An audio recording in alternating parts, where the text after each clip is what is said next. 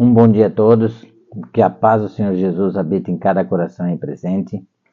Irmãos, um beijo carinhoso e profundamente respeitoso a cada um de vocês e que o Espírito Santo esteja com cada um de vós.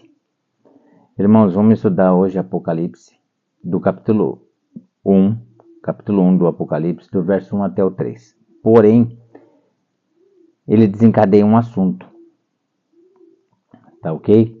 Que nós vamos ver, que é com relação ao ministério. Como atingir o ápice de um ministério.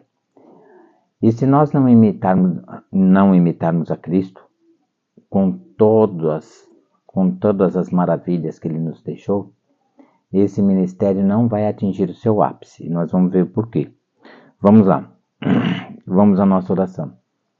Maravilhoso e eterno Deus, aqui queremos agradecer ao Senhor esta oportunidade maravilhosa de juntos estudarmos a palavra de Deus, de ter a oportunidade de aprender com os irmãos aqui também, através dos comentários que cada um deixar, e que o Senhor envolva a todos no teu manto sagrado e a todas as famílias aqui representadas. Escreva com o fogo purificador do Espírito Santo cada verso bíblico que aqui mencionarmos. Nos prepare para a tua breve volta. Perdoe aqui todos os nossos pecados e nos una, todos nós, no teu manto sagrado, no teu manto de justiça e de pureza. A tudo isso te pedimos e te agradecemos no doce e santo nome do Senhor Jesus, aquele que vive e reina para todo sempre. Amém. Vamos lá, Apocalipse capítulo 1, verso 1. Revelação de Jesus Cristo que Deus lhe deu para mostrar aos seus servos as coisas que em breve devem acontecer e que ele, enviando por intermédio do seu anjo, notificou ao seu servo João. Agora vamos por partes. Revelação de Jesus Cristo. Então, quem revela este livro, repare a diferença. Quando está sendo escrito Apocalipse, o anjo pede a João que não coloque selo sobre esse livro, ou seja, é um livro aberto para nosso entendimento. Ao contrário do livro de Daniel, que o anjo pede para Daniel selar o livro, que não é para agora, mas para dias muito longínquos, lá no futuro. Essa é a diferença dos dois livros, tá? Livro de Daniel selado. Tinha tempo certo a tirar o selo do livro de Daniel, ou seja, no tempo do fim, no último período de tempo profético. Porém, o livro de Apocalipse não. O livro de Apocalipse é sem selo, não foi selado. Porque quando João acabou de escrever, ele já havia começado, que é a igreja de Éfeso, a igreja apostólica. Tá certo? Então vamos lá. Revelação de Jesus Cristo. Então, o livro é revelado por Jesus Cristo. Tá certo? O livro é revelado por Jesus Cristo. Por quê? A resposta do porquê a revelação é dada por Jesus Cristo está lá em João, no capítulo 1, verso 1. Quando você lê João, capítulo 1, verso 1, você depara com o quê? Olha lá. No princípio era o verbo, e o verbo estava com Deus, e o verbo era Deus. No princípio era o verbo. Ou seja, no princípio era Deus. Ele sempre foi Deus, ele é o eterno. No princípio era o verbo. E o verbo estava com Deus, ou seja, estava com o Pai. E o verbo era Deus, ou seja, o verbo Jesus Cristo era Deus. Deixa de ser Deus e vem em missão a salvar a humanidade como homem. Cresce no Espírito, recebe uma porção a mais, né? Vai recebendo uma porção a mais do Espírito Santo conforme ele vai crescendo. Nós vimos isso em estudos bíblicos passados, né? Aquela festa em Jerusalém, que ele tinha 12 anos, lá em Lucas capítulo 2, lá no verso 51, 52, diz que Jesus crescia em estatura, sabedoria e graça diante de Deus e dos homens. Ora, se ele crescia em sabedoria e graça, é porque ele estava recebendo cada vez mais uma porção a mais do Espírito Santo, até atingir a plenitude. a força máxima da unção do Espírito Santo que pode ser concedida a um homem, que só ele conseguiu atingir. Que está lá em João 3,34, porque o enviado de Deus não recebe o Espírito por medida. Tá certo? Ali ele atingiu o ápice do seu ministério. Então, irmãos, o que nós vemos aqui?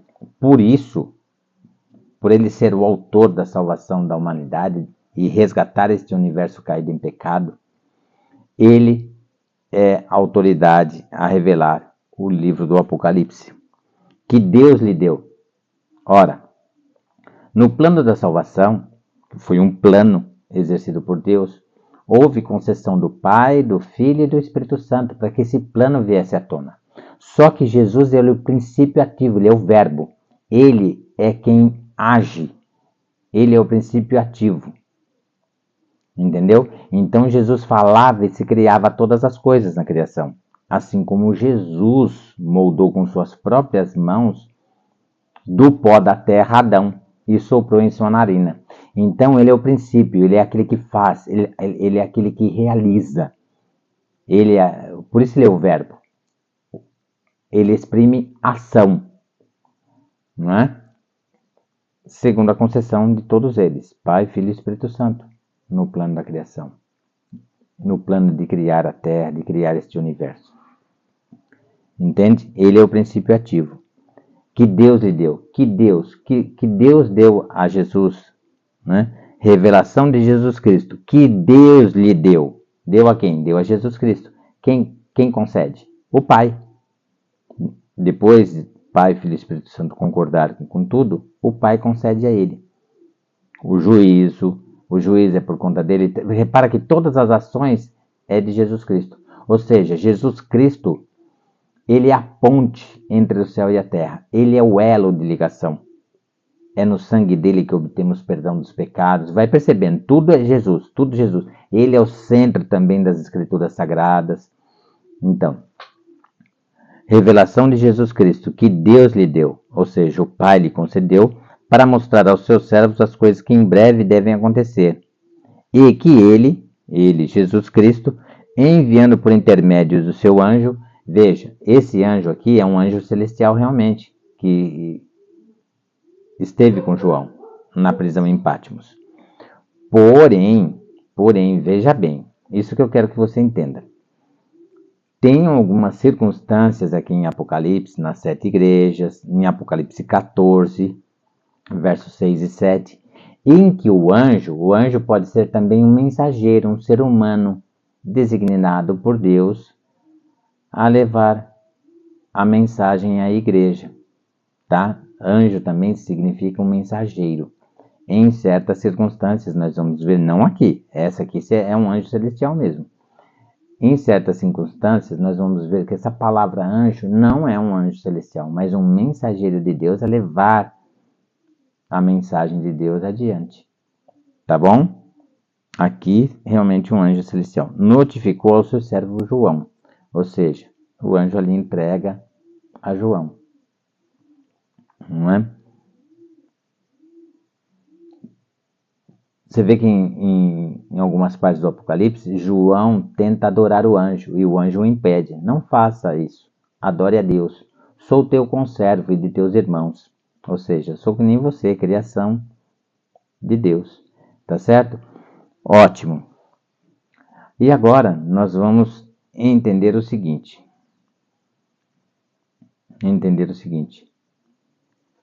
Tá?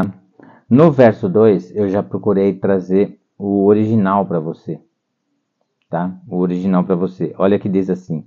No original, que é aquela Bíblia interlinear, tá?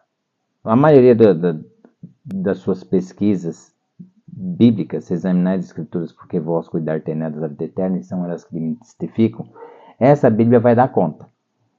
Agora, tem determinados estudos que você vai precisar de um outro manuscrito original, tá? Mas deixa por hora este assunto. Diz assim, no original, na Bíblia interlinear, temos: o qual testemunhou a palavra de Deus. Tá certo? Testemunhou a palavra de Deus. E o testemunho de Jesus Cristo. todas as coisas que viu. Agora vamos esmiuçar o verso. Vamos lá. O qual testemunhou a palavra de Deus. Ou seja, João testemunhou a palavra de Deus. Com quem? Com Jesus Cristo. Ele presenciou tudo que Jesus pregou, ensinou, os milagres. E ele viu a majestade de Jesus. Ele viu e presenciou que Jesus é realmente o Messias. Tá? Ou seja, ele presenciou tudo que Adonai Yoshua pregou e realizou na sua missão de resgatar e salvar o universo caído. Ele presenciou tudo. Tudo, vezes tudo. Inclusive a ressurreição do Senhor Jesus. E o testemunho de Jesus Cristo. O que é o testemunho de Jesus Cristo? É o próprio João, que é testemunha ocular e em sua própria vida, como apóstolo do Mestre amado, constatou todas as profecias messiânicas que realmente concretizam e dão veracidade de que Jesus é o Messias, é o Deus vivo que morreu por cada um de nós. Adonai Yoshua Hamashiach, ou seja, Adonai Senhor, Yoshua Jesus, Hamashiach, o Messias. Então fica Senhor Jesus, o Messias. Tá? Que no português eu não posso falar Senhor Jesus Messias. Tá certo? No hebraico eu posso. Não constitui erro gramatical, mas no português constitui. Então, Adonai Yoshua Hamashiach, Senhor Jesus, o Messias. Tá certo? Então, João teve tudo isso. E ele notifica isso no Evangelho de João, nas cartas de João e aqui no Apocalipse. Todas as coisas que viu. E o que João viu? Ora, João viu tudo na vida do Senhor Jesus e no Apocalipse. As visões e revelações que ele teve. Tá certo? Agora, nós vamos lá para o livro de Efésios, tá? Para poder entender o verso 3. Tá? Efésios capítulo 4. Vamos lá para Efésios no capítulo 4. Diz assim, ó. Efésios no capítulo 4, vamos lá para o verso 30. Olha o que diz o verso 30. E não entristeçais o Espírito Santo, no qual fostes selados para o dia da redenção. Ou seja, o Espírito Santo é que nos coloca o selo da redenção, da salvação. E aqui está pedindo para não entristecer o Espírito Santo, no qual fostes selados para o dia da redenção. Ou seja, o Espírito Santo ele se entristece por nós. Ele possui sentimentos. Igual nós. Nós somos uma pessoa que possuímos sentimento. Então, apesar de alguns ministérios não crer no Espírito Santo como sendo uma pessoa, nós cremos. Nós vamos ter um estudo bíblico específico aqui do Espírito Santo. Tá certo? Então, olha só, o verso 29 diz assim: não saia da vossa boca nenhuma palavra torpe, e sim unicamente a que for boa para edificação, conforme a necessidade, e assim transmita graça aos que ouvem. Não saem palavras vãs de nossa boca. Palavra torpe é uma palavra que não edifica, é uma palavra qualquer, corriqueira. Tá ok? Pode ser a respeito de um jogo de tênis, pode ser a respeito de um jogo de futebol. São palavras que não vai edificar ninguém. Palavra torpe nesse contexto é qualquer palavra que não seja da Bíblia, que não seja para edificação. Os nossos lábios, a Bíblia diz, que foram feitos para louvar a Deus. Começa assuntos corriqueiros em nossa vida na entrada do pecado. Tá certo? Mas esse não era o intuito de Deus. Ótimo. E olha agora o que diz o verso 31. Agora o verso 31 vem as coisas que entristecem o Espírito Santo. Longe de vós toda amargura e cólera e ira, gritaria e blasfêmias, e bem assim toda malícia. Então tudo isso deve ser tirado de nossas vidas. Piadinha, de mau gosto, né? Longe de vós toda amargura, tristeza, cólera. Cólera é o que Jesus sentiu, né? Que fez ele suar sangue. Cólera é uma profunda tristeza que é capaz de matar o ser humano. a ira, né? Não, fez mal para mim, eu vou fazer um mal maior ainda. Não, apague o mal com o bem. Gritaria afugenta o Espírito Santo de nossa vida, né? Gritaria em nossos lares, não deve ter. Blasfêmias, né? Tudo atribui culpa a Deus. O cachorro foi atropelado na rua, o culpado não foi quem deixou o portão aberto. O culpado foi Deus que não protegeu o cachorro do carro. E às vezes o cachorro nem morreu. O cachorro foi para o veterinário e ficou bom. Deus deu livramento na vida do cachorro, para o cachorro não morrer, foi para o veterinário e ficou bom. E a pessoa atribui o erro a Deus. Foi o que aconteceu com o meu vizinho aqui, que mora quase em frente comigo, um pouquinho mais para cima. O cachorrinho foi atropelado, sobreviveu, e ele perguntando para Deus, por quê? Eu falei, você não deveria estar agradecendo a Deus que a vida do cachorro foi salva por Deus. O cachorro está no veterinário, em alguns dias o cachorro vai estar de volta. Aí a ficha dele caiu. Ele estava reclamando a Deus enquanto deveria estar agradecendo a Deus pela vida do cachorro que foi preservada. Perceba, irmãos, que a gente cai em alguns enganos, não é? E toda malícia seja tirada do meio entre vós. Olha o que Deus espera de nós. Verso 32. Antes, sede uns para com os outros benignos, compassivos, perdoando-vos uns aos outros, como também Deus em Cristo vos perdoou. Não é? Inclusive no Evangelho fala que se nós perdoarmos, nós receberemos o perdão divino. Agora, se nós não perdoarmos as pessoas, nós também não vamos ser perdoados por Deus. Ou seja, nossa vida fica estagnada por nossa própria culpa. Agora, olha só o que diz, tá certo? Olha só o que diz Efésios capítulo 5, no verso 14. Olha o que diz o verso 14. Pelo que diz, desperta, ó tu que dormes, levanta-te entre os mortos, e Cristo te iluminará. Desperta, para nós despertarmos a todas as maravilhas que Jesus deixou para nossa edificação espiritual. Agora, olha só, lemos o 14, agora você vai ler o 16. Olha o que diz o 16. Remindo o tempo, porque os dias são maus. O que é remir o tempo? Não é usar o tempo de uma forma boa, mas usar o tempo da melhor forma possível. E existe tempo mais bem utilizado do que empregado na comunhão com Deus? Ou na salvação do teu próximo?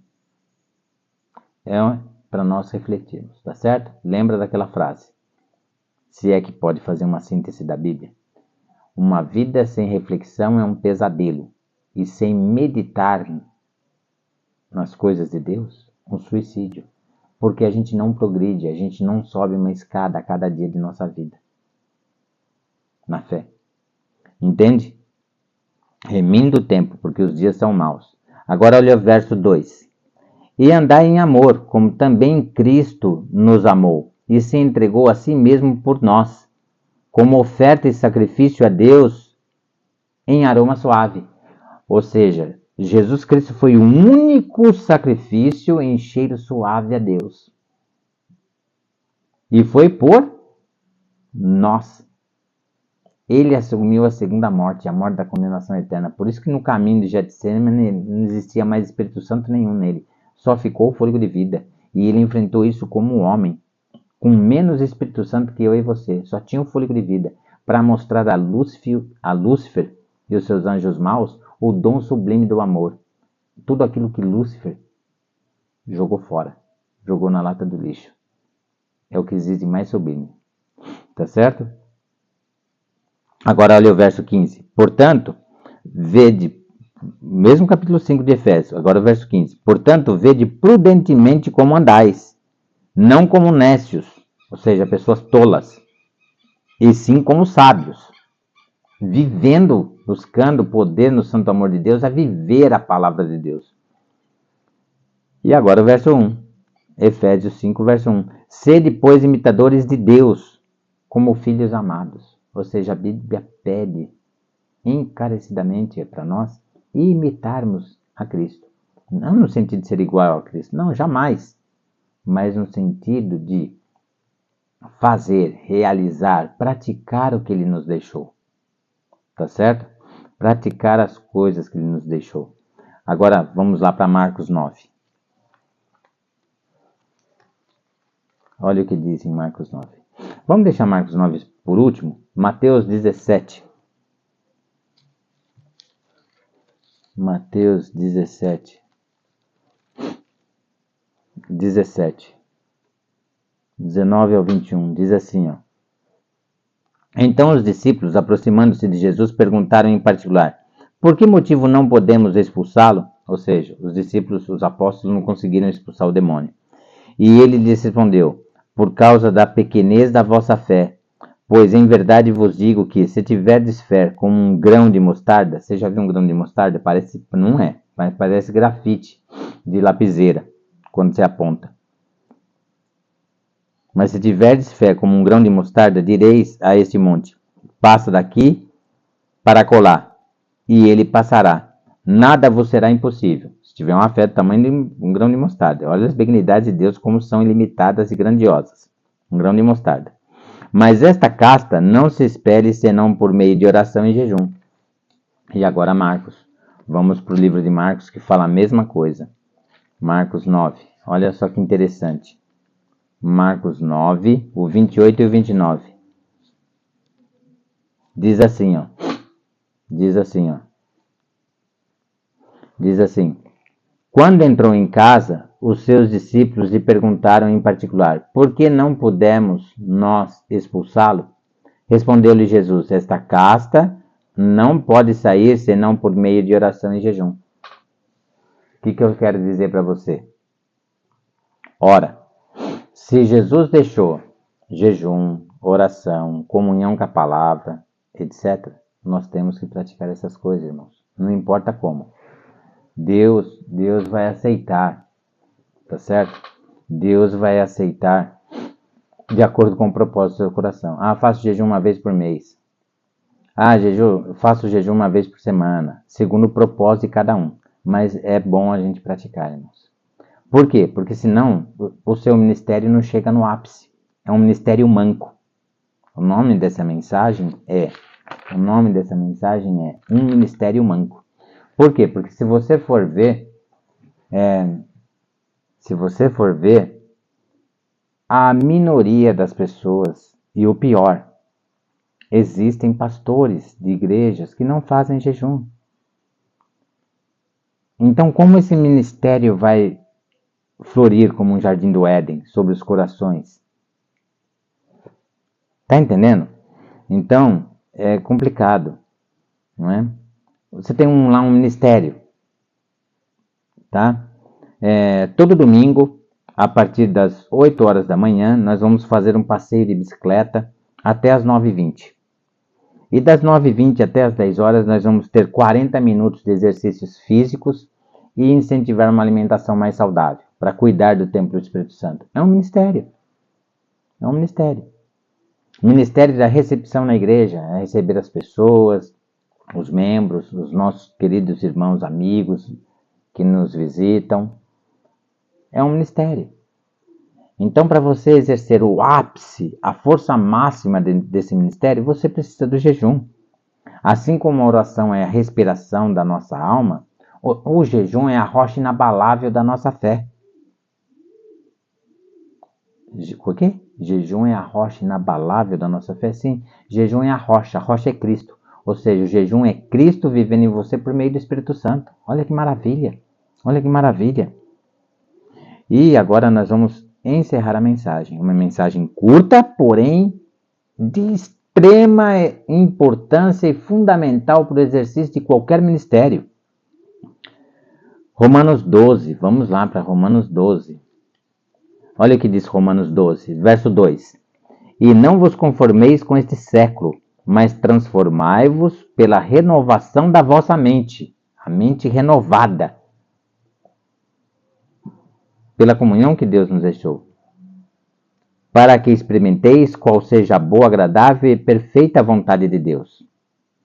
Então, verso 1. Rogo-vos, pois, irmãos, pelas misericórdias de Deus, que apresenteis o vosso corpo por sacrifício vivo, santo e agradável a Deus, que é o vosso culto racional.